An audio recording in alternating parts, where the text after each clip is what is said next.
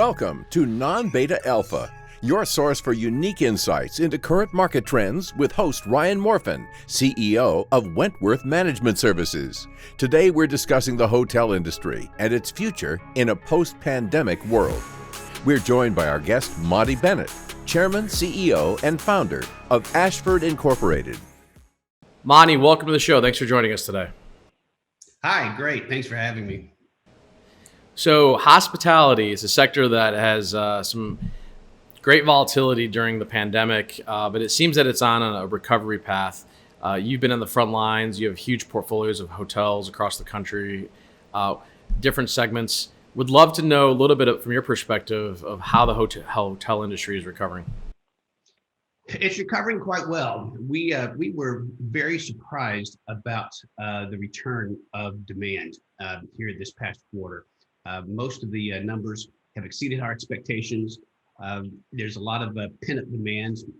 You're seeing leisure travel that didn't fall off as much as corporate travel, but leisure travel is starting to come back more and more, and then corporate travel is starting to build. And the fellow folks that I talk to in the industry are all talking about just like a switch went off about 2 weeks ago, where people started booking both business, leisure, group, you name it. And so we've been able to exceed our expectations for the first quarter. Business on the books for the second quarter is even more improved. And I don't even think we've officially hit this magic herd immunity level that everyone talks about yet. And it's roaring back. So we're very, very happy about it. And it's interesting. It seems that because of the international situation, American consumers, travel consumers, are being forced to stay in the States. Are you seeing that there's less international travel, and so these kind of staycations or regional vacations are picking up? We definitely see that.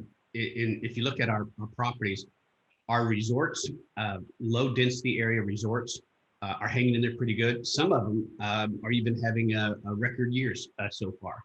Now that's the exception as far as record territory, but we've got a beautiful Ritz-Carlton in St. Thomas, and you don't need a passport to go there. And because it's a non-international destination, we've seen business just really, really pick up out there. And we've got a couple of resorts in Key West.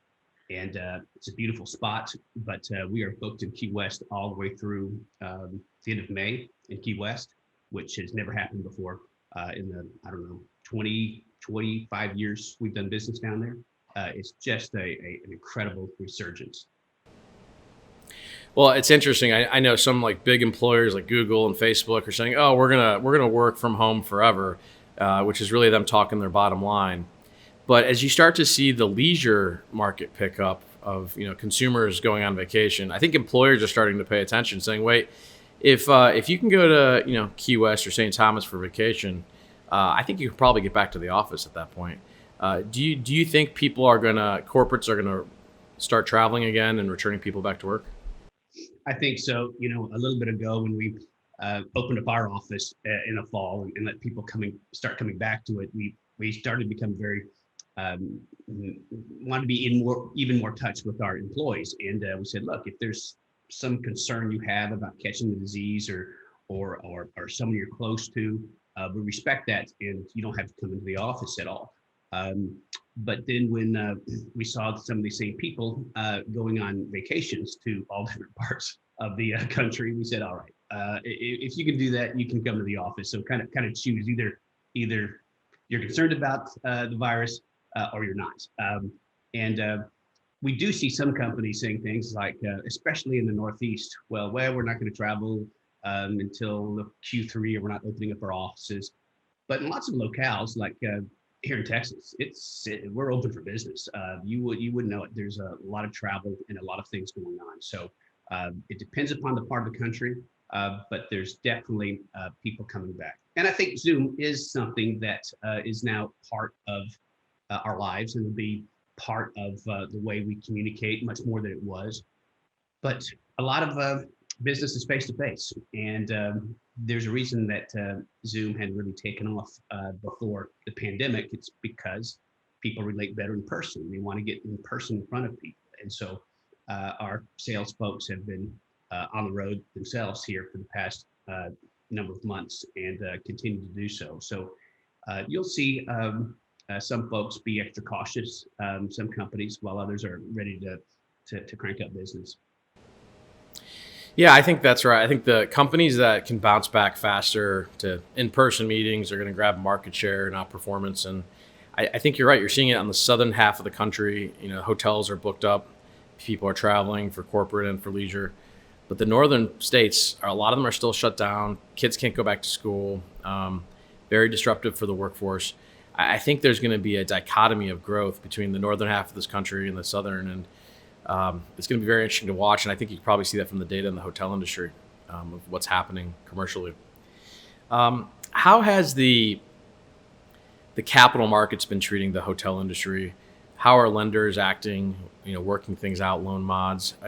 What has been the experience of hotel owners with their lender partners? Sure. The capital markets are a little bit kind of divided up. So let's look at the debt side for just a minute. Over on the debt side, we've got bank lenders, and then we've got, say, CMBS lenders and maybe institutions.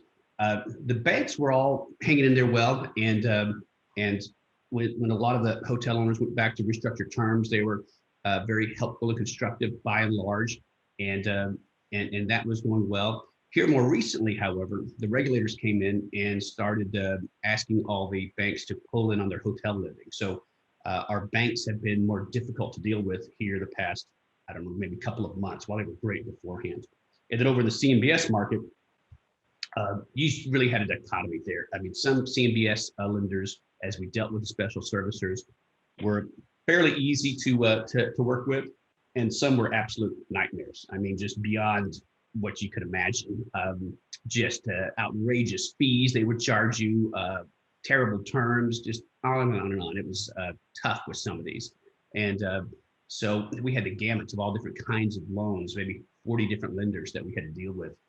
Mezzanine lenders were okay to deal with. They were mainly Wall Street. They were larger. They were by and large okay to deal with. But it kind of went around. I tell you one thing though that was different is that if you go back and you look at 9/11 and what happened and the attack on our country and the number of people died, it was really viewed as a national issue where we all need to pitch in and help each other. But this was not viewed that way. And I think it might have to do with the fact that it didn't specifically hit New York, where a lot of the financing comes from. This was an emergency much bigger than 9/11 as far as death toll, but as far as impact on the country, it was just enormous. It was a national emergency. And we still don't know where that virus came from or why or how, but there was just absolutely zero sympathy from a lot of the capital sources. It wasn't, hey, let's roll up our sleeves and work together. It was, no, we're going to put our hand on your necks and extract huge fees from you, and we'll see if you survive or not. So the debt market was not nearly as favorable through this as everyone hoped, but there was a big difference between the different debt providers. A lot of that's starting to settle down now, but that's kind of the debt side. And if you look over the equity side, there's the public markets, and then there's the private markets. On the private side, with private capital, there's been a lot, and there is a lot of PE capital out there, massive amounts of PE capital. However, it's disciplined, and they're smart folks, and they want to make sure that as they invest, that they do it at the right time and they don't catch a falling knife. But the ones that got in earlier and made big plunges into it are now seeing that they're going to be doing very, very, very well because the industry is really starting to come back. And I think there's going to be a fear of missing out for some of these other guys. And you might see some more people start piling in because it's really coming back pretty well. And then on the public markets, the stock prices really dropped pretty strong during the summer, and then started to come back. But here in the last few months, you really started to see rally as investors could see the light at the end of the tunnel. They could see the comeback starting, and the stock market typically predicts what is going to happen or tries to predict. And here they did it pretty well, where they saw things are starting to get better. And so they started bidding up hotel stock prices over the past few months. And so that part of the sector has started to do well. And it's become easier to access public market capital, while back in the fall and in the summer, that was almost impossible. Oh, that's interesting. I'll just hit back to the debt piece again. So, a lot of bankers that I talk to and a lot of, distressed debt buyers, they've were really hoping, I guess, for the apocalypse in the hotel industry, but it doesn't seem that it really came. Although, no, get me wrong, a lot of employees lost their jobs. There was balance sheets that were destroyed, but it seemed that owners, the bid ask was so great, the delta between the bid ask and the marketplace, that owners just decided to play through, and there wasn't a lot of volume of transactions. Is that an accurate statement? That is an accurate statement. No one likes to sell in those times. Everyone knows that it's a terrible time to sell, but they have to sell sometimes for one reason or another. Many times their own liquidity problems, or maybe they're being forced by some type of lenders, what happens. But if you go back in history and you look back at the recession in the early 90s, and you look back at what happened after 9/11, by and large, what happened is that the banks and lenders got really, really tough and foreclosed on assets and took assets back and went through all this, especially in the early 90s, and the RTC was formed and on and on. Well, after that happened, the banks took back the assets, and then the banks went under, and the government took over the assets, and the government turned around and sold off a bunch of those assets. And we were, at the time, the largest buyer of non-performing loans from the RTC in the country. Goldman Sachs was number 2. So after that experience, they started to shift, and the regulators started to shift. And if you look what happened after the financial crisis, you may recall, Ryan, the conversation and the saying about extend and pretend, where lenders would just extend the loans out and wait, and extend the loans out and wait. And it worked for them. It worked for them well. The banks then didn't suffer terribly, and owners got to hang on to their properties, because this industry always comes back. It always does. People like to travel. It's not going anywhere. It's on a secular increase, unlike some other real estate sectors. And if you're just patient, it will and it does come back. It's just a matter of the timing of what it takes to come back. And so this time around, I think they learned from the financial crisis, and they also are taking that position of, all right, we'll extend. We may be difficult to deal with. We may charge fees, but we'll extend and hang in there. So owners didn't have to sell. No, that's a great analogy between RTC and what happened in the financial crisis. And no, it does seem to have worked for most of the banks from 2008 and on. So there is a lot of private equity capital. There's a lot of capital in the system right now. Do you think there's going to be a lot of recapitalizations from the private equity funds into the hotel industry? Should owner operators be looking to recapitalize for growth? Or do you think that, now that everyone's learned to live with less, if you will, from an OPEX and cash flow standpoint, you can just start to embed more variable cost structure as you have a return of occupancy? It's hard to say. I know that most hotel owners are like us. We're turning to focus a little bit on growth and opportunity, and that's reflective of hotel prices. I'd say that hotel values dropped from their peaks in 2019. Maybe they dropped 25%, and now on average, there's some that dropped a lot more. And now realize that's just the entire value of the asset. So if you're 50% leveraged, that means a 50% cut in your value and in your equity. And then if you're 70% leveraged, then it's almost all of your equity is wiped out. But that discount now has shrunk. It's still double digits, but it's in the teens. And so the discount is not nearly as big. Again, though, on the equity side, if you're leveraged, it's a good bit more than that. But the market has already moved. And so you do have people that are getting more interested in getting involved, and hoteliers turning around and wanting to buy. But the sellers know that they don't have to sell now, that they have banks that can work with them. Well, there's still a few deals out there, but you have to look for them. So these funds are getting together and going to find these opportunities. But if you know where to look, We've been in the industry for 30 years. We have relationships everywhere. You definitely can find deals and find opportunities. They're just not going to just lay up and easily present themselves. You've got to dig. Yeah. And the CMBS market have they started to pull back on the lending to hotels as well, like the banks have? Oh yeah, yeah. The CMBS market is by and large dead for now, but it'll come back. It always does. You're already starting to see hotel debt pricing starting to come in. It gapped out for a good while there. It typically tracks the high yield market, and the high yield market has come in. It's come in. You're starting to see banks quote something that maybe a year ago was, or a year and a bit ago was maybe 350 over. Now they're like 550 over, but just 3 months ago they were 750 over. So it's coming in tighter, and they're becoming more competitive. So you're seeing bank lending terms and all lending terms starting to come in. So going into the cost structure of operating a hotel business, during the pandemic, obviously a lot of employees had a reduction in forces, but how has the employment in the industry started to scale back in? It started to come back. We about this time last year had 13,000 employees, and it was rough. We scaled back to about 1,500 at first, so a huge drop. And now employees are starting to come back, and we're starting to hire more and more all the time. And I haven't done an account recently, but we're probably up to 3,000 to 4,000 employees, and that it reflects not only the drop in business, but also the fact that we've just had to learn to become extraordinarily more efficient. This has forced our hands in so many different areas to become better operators, the entire industry. And I think you're going to see several points of margin increase in hotel margins through this recovery because of what happened.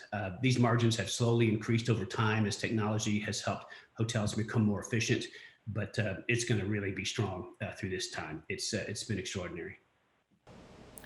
And where are some of the productivity gains by utilizing technology? Has been in the marketing and the booking, volumes have shifted in that direction, or less need for marketing of different buildings. Where are you seeing kind of the employment of technology in the hotel business going forward? Well, right now, the gains in labor is not coming from technology yet because all the hotels have just come through a difficult time. And so they're not willing and haven't been spending any Capex. So almost zero on the technology side. It's just been more from human innovation and engineering, customs and norms that have been out there about, oh, this employee does this and this employee does that and this employee doesn't do this. That all went out the door. So for example, for a larger hotel, you never have a general manager checking people in at the front desk because there's other things to do. Well, now the general manager will check people in at the front desk, and the managers will pitch in and work and help in areas that they hadn't helped before. And just a very strong eye on every single cost that's out there. An area where we haven't seen those gains is on the housekeeping side because we've had to increase all of our cleanliness protocols in order to make the guests feel safe. As of this point, there's no known case of anybody contracting COVID from any hotel anywhere, which is great. And we want to keep that reputation in the industry. So if you travel, you might see like little seals on doors and these kinds of things because our protocols have increased. So no labor savings there, but you will have maybe the managers, the assistant managers, the housekeeper, the assistant housekeeper cleaning some rooms when before they weren't. So it's been in just about every department. And that's fascinating. And I concur. I've heard it from multiple sources in the industry that so no one's gotten it because of the cleaning standards. Do you think those cleaning standards during the pandemic are going to survive post-pandemic? I think they will. I think they will. There's just not much upside to remove them and take a chance. And not only from the chance of catching someone catching COVID, but just from a public perception standpoint, no one needs a news article coming out, X hotel brand removed cleanliness standards. That's not going to help anybody. And over time, we're becoming more efficient with it and able to insert and apply those cleanliness standards that marginally just aren't that much more from a cost standpoint. So I think they'll stay. So we'll have cleaner hotel rooms from here on out. Well, you mentioned CapEx a moment ago, and I know that the property improvement plans, the PIPs, are a big deal for the flags, for the care, Hilton, Marriott, et cetera. In the last 24 or 12 months or so, there probably hasn't been a lot of new CapEx. It's probably been deferred. Do you think that the flags are going to modify the standards for a period of time to let people catch up and rebuild balance sheet equity? Or do you think that they've been pretty, draconian on implementing PIPs? The flags have been great. The two big flags are Hilton and Marriott's, and we've done business with those guys forever. Just as an aside, you might have heard that Marriott CEO Arne Sorensen recently passed away, and it's just a terrible. Rest in peace, Arne. Great man. Yeah, he was just a great guy, and I've known him for years, and he was just fantastic. Bill Marriott had big shoes to fill, and Arnie did it and stepped in. At the same time, his successor, Tony Capuano, I've known for many, many years, and he's a very capable, great guy. So I expect Marriott to continue to be just an incredible leader in the industry. But as far as CapEx, they've been great. They've worked with us. They've worked with the lenders to defer CapEx.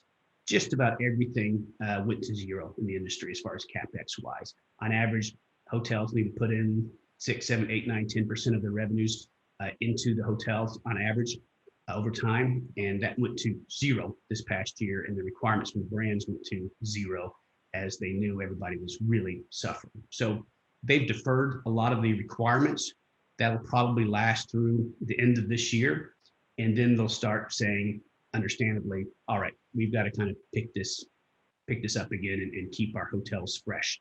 And so you'll see these requirements start to come back. I'd say probably the first part of next year where CapEx starts to really move. One of our businesses is providing renovation services in the hotel industry. And so our business went almost to zero, but that's new business. We had a lot of projects in the works. And so those kept going, but no new business. But we're starting to see that pick up. New business is starting to pick up already, and we think there'll be an avalanche of it starting next year. Well, and that's an interesting comment too. So were the banks allowing you guys to defer reserves? Because often you have to continue to put, you got a lot of cash going into reserve accounts. Were you able to modify those so they didn't continue to kind of replenish, or were they continuing to stack dollars up even during the downturn? Generally, they allow us to not put money into it for a period of time. Now, that was always a percentage of revenues, and there was hardly any revenue. So that wasn't that big of a give. But what was a give is many of the lenders allowed us to access that capital, not for CapEx reserves, but for operating shortfalls and debt service shortfalls, which we did and the industry did. However, now most of that has stopped, and we're having to replenish those reserves to back where they were or would have been had that not happened. So there was that deferral for a while, and now we're all making it up, and it'll probably all be made up in the reserves by the end of this year or the middle of next year, and then we'll be more in a kind of a regular program, regular cycle. Well, and it's interesting. This is more of a gut comment than anything. I haven't been tracking the data as closely as you do, but it seems that hotel prices are actually going up in certain markets. I mean, and they're getting maybe at all-time highs. I don't know if you're seeing that in ADRs or what your view is. It seems like the markets that can afford to charge more are charging a lot more, and then some of the non-core markets are still at very low prices. We definitely are. One of our portfolios, Braemar Hotels and Resorts, are all very high-end resorts, properties that had $1,000 ADRs in some cases and the like. And the Ritz-Carlton in St. Thomas was like that. And we are at ADR levels in that portfolio above where we've ever been. Now, that being said, occupancies are low in many of the properties. And a few of our properties had just finished major renovations right before the pandemic. So you'd expect their ADRs to be higher. But if you get to these low density resort markets, like I mentioned, Key West and St. Thomas, our ADRs there are higher than they've ever been, and we're still booked up. But if you go to city center hotels, especially ones that have good sized group components, or up in the northern part of the country, those hotels are just getting crushed, and we just don't have very many of those types of hotels in that portfolio. But you definitely see that, and what you're experiencing is right on. There's big increases in rates for those low density resort type properties, especially. But I doubt you saw that in very many city center properties. That makes sense. Yeah, with corporate market being decimated, it's a tale of two cities. One question, and I don't know if this impacts your portfolio or not, but the hotel unions, how did they handle this kind of tremendous unemployment? I mean, SEIU and those folks, they're out there for the service industry employees, but when the pandemic came and all the hotel industry, had to basically reduce headcount dramatically, what role, if any, did the union play, or how difficult were they to deal with? Well, it's interesting because most situations, when you have union contracts, you have the ability to lay off people if you don't have a business. That's not something that's usually you agree that you're going to keep people employed no matter what. There'll be like work standards, like you'll have maybe if it's non-union, housekeeper will clean 15 rooms a shift, but if it's a union, they'll limit the work rules to like 12 rooms a shift. And so it costs you more, but there's typically no limitations on if you have no business that they still have to be employed. So they really didn't have much to say about that. And so they weren't even someone that had to work with very much. Now, on coming back and on changing things, a lot of employers like ourselves would say, look, the world's changed. We can't pay as much as we could. We can't staff as much. We certainly can't afford some of these work rules. And unions are kind of in a tough situation because they ostensibly represent their workers and want to get the best deal from them. But the reality on the ground is that this is an industry that has just had a big reset. It's a new business model. And so that is just starting to crank up a little bit. So some of those negotiations or conflicts are starting to jump back up. Throughout the whole program, what was strange though is that when the PPP program was being rolled out and hotels were looking to get some assistance from the government, and hotels were one of the hardest hit industries, many unions opposed it, and it was stunning because that PPP money, almost all of it would go to pay employees, which were their constituents. But I think they opposed it from ideological grounds because they don't want any money's going to corporations, even if it flowed through to their employees. And it was a shame. They didn't represent their employees well at all because they tried to block a lot of that, which makes no sense. So I think you're going to see some of these hotel employer and union situations start to heat up here over the next, probably through this year and the first part of next year as negotiations, discussions begin again in earnest. There's been a lot of talk. So there's this new demographic, Gen X, Gen Y, of new independent travelers who rely on Airbnb and Uber. How does a hospitality business like yours go on the offensive and try to grab the attention of those consumers? Do your marketing tactics have to change from a lead generation standpoint, or what is the future of grabbing that booking opportunity look like for you guys? We do. First, you have a hotel that speaks to the newer generations, and you see this. You see hotels that are a little more hiply designed. I call it. Have a lot more kind of open social type spaces. You see that both in renovations of hotels and then building of new hotels. So you want your product to be nicer. There's less emphasis on what goes on in the room and more emphasis on what goes on in the public areas. So your product needs to be that way. And then everybody has switched to the digital world as far as marketing goes.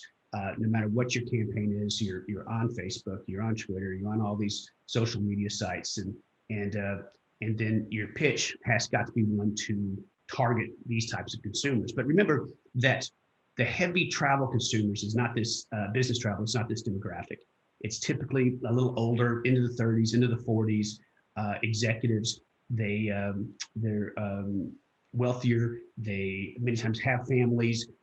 There's still more of a traditional dynamic, while the the folks that you talked about typically have a higher proportion of leisure expenditure as part of their travel, and not as much business. So from a corporate standpoint, from a group standpoint, there's less movement in the industry towards catering to those folks, just because the market is not there as much. It's growing, but it's not there.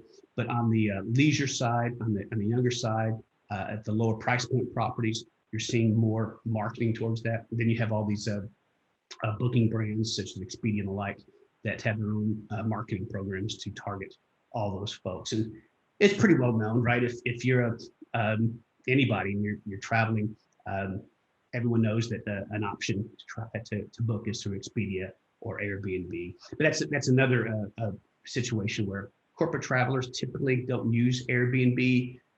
Companies are uncomfortable forcing their employees to stay with someone they don't know, just from a liability standpoint, from a comfort standpoint.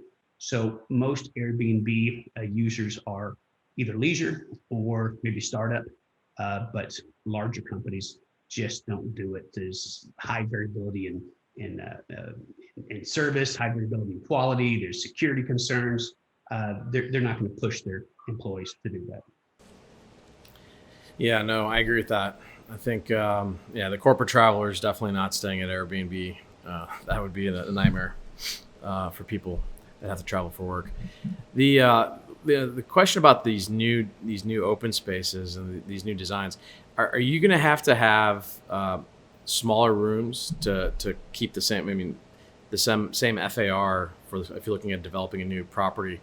Will the room sizes get smaller, or the design layouts, maybe no bathtub and just showers, standing showers? I mean, where do you save the design square footage in the room?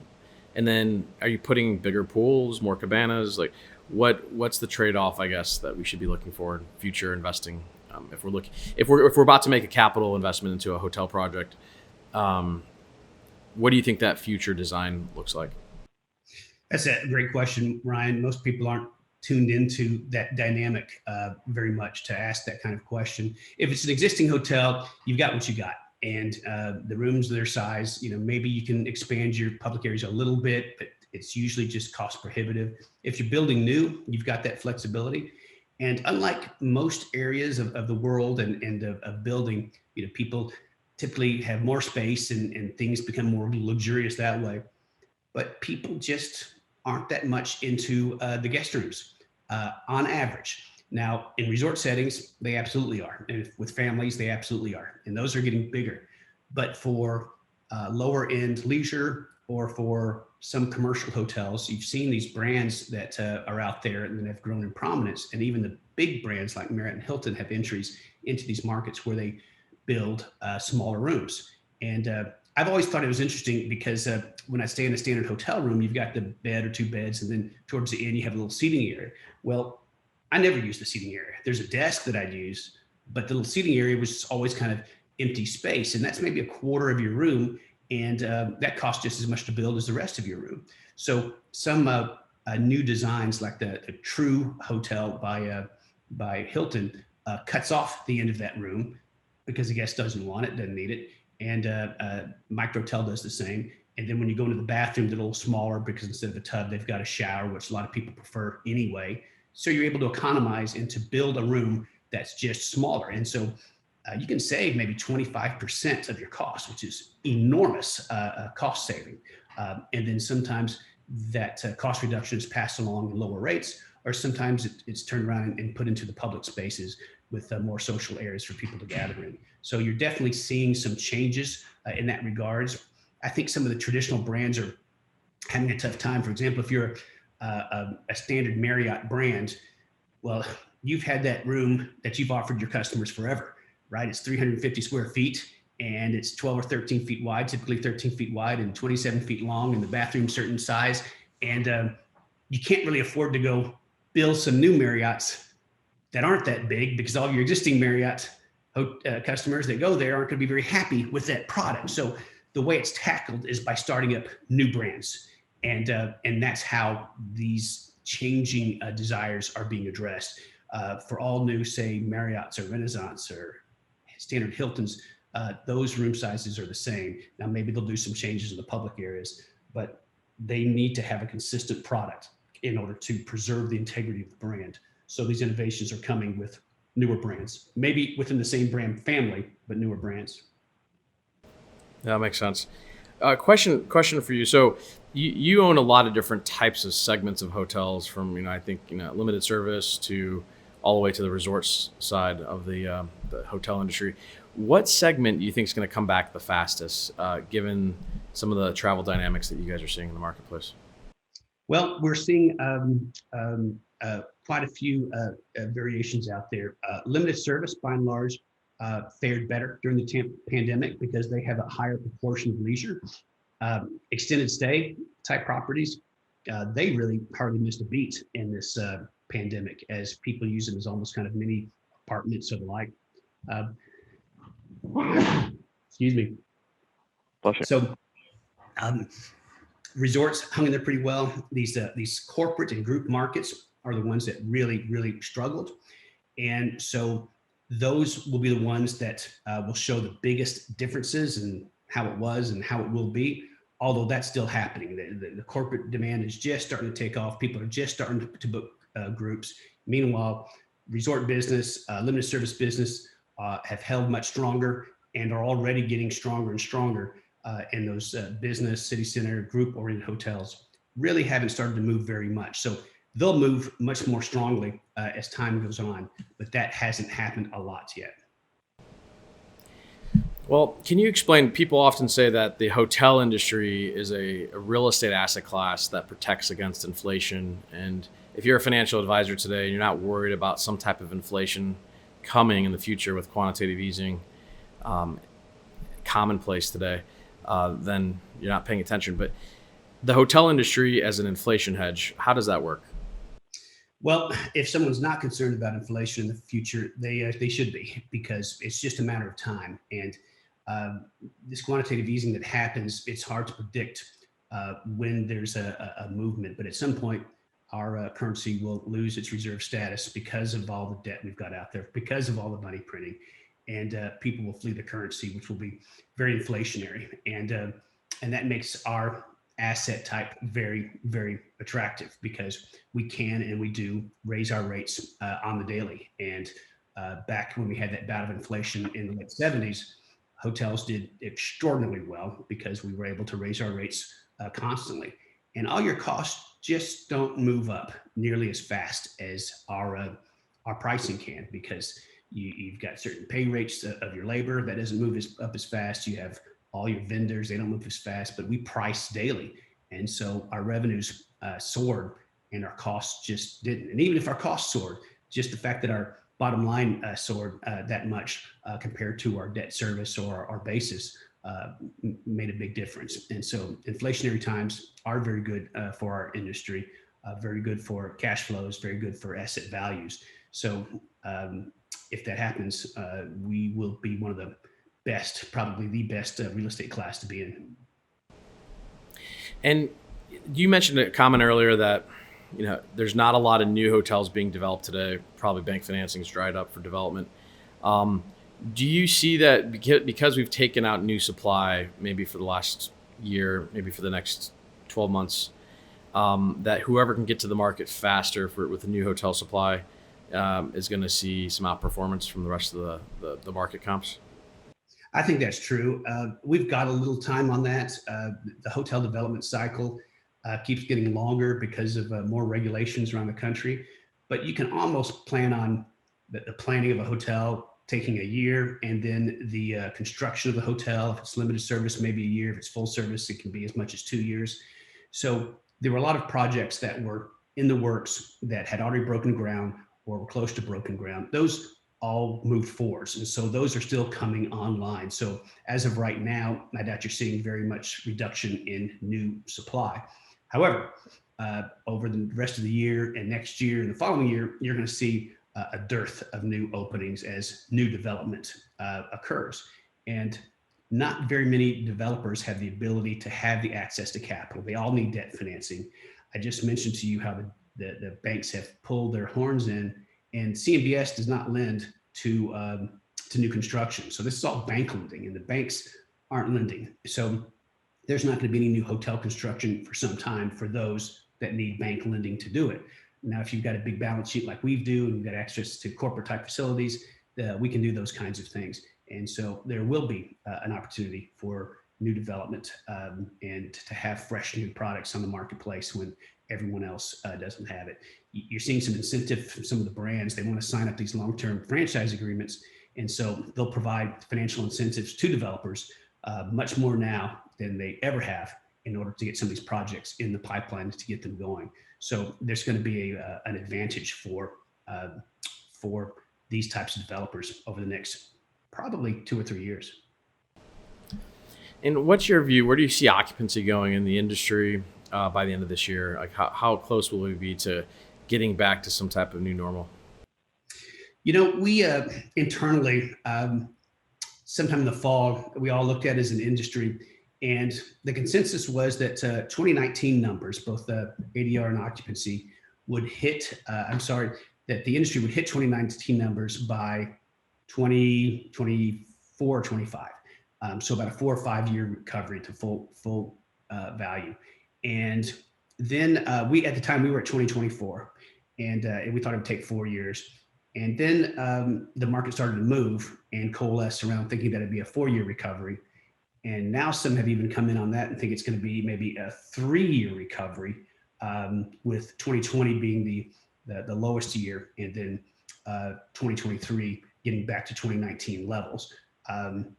We haven't really internally predicted whether it'll be that fast. We're still kind of officially at a 4-year recovery, but it is ramping up faster than anyone had expected. So it may be that fast. And then there's also the fact that our margins will be better than they were. So as far as bottom line profitability, that'll be ahead of when the top line recovers. So you're starting to get an idea about how fast it's happening. As far as the end of this year, hard to say. It depends upon which one of those recovery scenarios. Most people think that the first year recovery won't be a proportional increase in business. Will be much more than a proportional as things just really start to spring back. So we'll still be down a good bit, but in healthy recovery territory. Well, and hotels are one of those sectors that really traded with good news on the vaccines. I know you're not a doctor, don't play one on TV, but what is your view about where we are with the vaccine rollout? And are you worried about mutation variations in the future or another disease leaking out of a Chinese lab in the future? What keeps you up at night as it relates to biohazards for the industry in the future? I'm not too worried about it, only because we've been through it. So this is something that none of us have ever experienced, and it was so novel. And I think as a nation, as a country, we've learned a lot through this whole thing. We've learned how to deal with it. We learned the right way to protect ourselves. We've learned what works and what doesn't. So as additional strains happen, I think it'll be taken just much more in stride. I think you'll see those people that need to protect themselves will, and everyone else will carry on as they should. Looking back, it seems to be the consensus more and more that it was a terrible mistake to try to just shut everything down. It destroyed businesses, it destroyed lives. And in the end, did it really stop anything? Did it really slow anything down? It's really hard to say that it did when you look around the world and who pursued one strategy versus another. So I think that the governments are going to be much less likely to want to shut things down and slow things down. And I also think people kind of have had it. People are just tired of the mask. They're tired of it all. They're tired of being told things. And we've all seen on TVs, the masks work, the masks don't work, the mask works, do this, do that. And, it's just people just throwing up their hands and just want to live their lives. And so I think it may be a risk that people live with, not unlike terrorism after 9/11, right? There's always the chance that something like that would happen again. And people just kind of threw up their hands and said, all right, that's the world. And so while something like that would affect us, it's not going to be anything like what happened. We've learned too much. Yep. Now, the pandemic playbooks have been etched into all of our heads now of what to do, right? There was no written history of the Spanish flu, like how Wall Street or how operating businesses, handled that. And frankly, the science wasn't there. But I think now that we are more in a digital economy, and I think a lot of businesses have spent a lot of time thinking through what they would have done differently to navigate the course here. So at this stage of the conversation, Ani, we ask kind of the same set of questions to all of our guests. It's the speed round. You can answer yes or no, or put as little or as much context around the questions as you would like. And so I'll kick it off here with the first question. Now that vaccines are available, would you take it or have you taken it? I have not taken it. I've let those that are more vulnerable take it. I didn't want to stand in line in front of anybody that could take it. That being said, now it's widely available here in Texas, and I probably will take it. I'll just need to get around to it and take it. Just haven't yet. And when you started the year 2021, did you think this was going to be a recession year or a recovery year? In 2021, at the start of the year? Yep. Well, it'd be a recovery year because of all the stimulus and people going back to work. So it'd get better. It was just a question of how much better and how fast. Yep. And what was your number one goal for this year? Well, what it was is to get through some of the legacy challenges with the lenders and the like. And we did that very early on in January and got our house in order. And so we as a company put together what I think is just a superior business model where we have a couple of we have one operating platform that services hotels and a couple of REITs. And we assembled all these businesses in the operating platform and completed that in November of 2019. And so we were ready in 2020 to get off to the races and to put our strategy and our program in place. And it's really a great strategy for the hotel industry in that this operating platform provides advisory services to the REITs, provides asset management, property management, project management, renovation services, audiovisual services, all kinds of services to hotels. And so as those REIT platforms grew, the operating company platform would grow. And then it also pursued third-party business, which it hadn't before. And so we were ready to just start killing it at the beginning of 2020. And we'd hit our numbers for January, hit them for February, and then boom, everything fell apart. And it worked out to be just about a year. We worked through everything and we started back up and we started hitting it again in January and hit our numbers in January, hit them in February. I just saw March's numbers last night. We're in good shape. So we're bullish. That's fantastic. Who in the hotel industry do you look at, do you follow as kind of a luminary in your industry? Well, I mentioned Arnie Sorensen. He was very capable. Chris Nacetta over at Hilton is very capable, very smart fellow. And you look through the public companies, and there's quite a few folks there. There's some of the historical luminaries, such as Bill Marriott, who's names synonymous with quality in the hotel industry. And then there's some guys on the private side that most people in the public just don't know about and hear about, that are all very capable, many kind of owner operators that have done very, very well for themselves and very knowledgeable that I don't know if any of your guests would know, but there's a group called Industry Real Estate Finance Advisory Council, and it's a group of a lot of the luminaries in the industry. And we get together and talk about what's going on. And the people around this table in this room are all just very smart, capable people. Some lenders, some heads of PE funds, some people that are just in hospitality, such as myself. Great group of folks. Very cool. Very cool. So right now, what are you listening to or reading to kind of keep yourself, going as a leader in the industry? Well, there's a newsletter that comes out every day called the Daily Lodging Report that's put together, and it's a daily email, and it does a news roundup of the entire industry, and I read it every day to hear what's going on, and frankly, just talking to my own people. We've got a big organization, and they serve on all kinds of committees and boards, whether they're industry councils like the American Hotel and Lodging Association or Asian American Hotel Association, or they're part of these councils that some of the big brands have set up and the like. So we have a very good indication of what's going on and what people are doing. And what's your favorite podcast besides non-beta alpha, of course? You know what? As I mentioned, this is the first podcast I've ever done. And I don't know that I've listened to any other podcasts. My wife swears by them and listens to a number of them. And I've just never gotten into the podcast. So now that I have, I'll have to go out and see. Oh, fantastic. Well, Monty, thanks for coming on the show. We'd love to have you back in the future. And we really appreciate all your insights. Thank you, Ryan. Great being here. Appreciate it. This show is brought to you by StatusJet. Elevate your status. Fly anywhere, anytime, and experience the difference. Visit statusjet.com to charter your private jet today. Thanks for listening to this episode of Non-Beta Alpha. Don't forget to follow us on Instagram and Twitter, and subscribe on iTunes, Spotify, and YouTube so you never miss a show.